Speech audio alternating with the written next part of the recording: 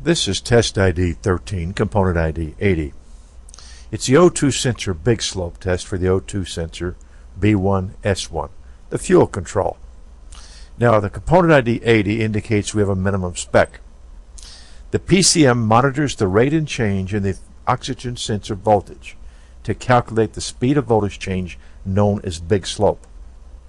The PCM calculates big slope change by dividing the change in voltage by the change in time. This is known as rate of change. The rate of change is millivolts per millisecond. Now, the monitor fails when the value is below the minimum. As you see in this case, we have a value that's exceeding our minimum, so we have not failed. Use this data and let the spec show you what's there. Now, while we can't totally duplicate this test results, we can use the snap accelerate test to create rapid changes in fuel control. Notice we've added a line here from the start where it says snap accelerate to the top where it says response time. This good O2 goes almost straight up. A slow O2 will take over 1/10 of a second, and we'll be doing more testing like that.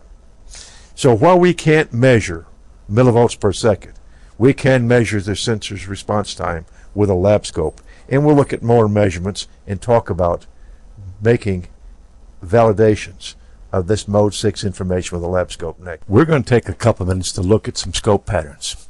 Notice that the green arrow is pointing toward the fuel control and the red arrow is pointing toward the after catalyst. Now the first thing we're going to do is to stop this pattern and study it in some detail. The big slope measurement is the difference in time and voltage, like the 2 points you see up there where we're pointing to. Sensor response time is being measured by the big slope, and the PCM is going to do a very specialized test. It's going to do a rapid change in fuel delivery in order to make this measurement. Now we're going to have to duplicate this with our own test. We're going to use a snap acceleration test to produce our rapid changes in fuel delivery. Now we'll stop and take a look here real quick at a signal where we made a quick change.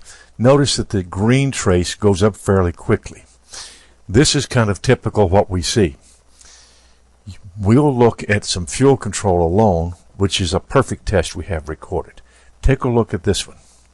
The response is perfect, but don't expect every sensor to be this good. You should use mode 6 data as a guide and verify the results with a snap test.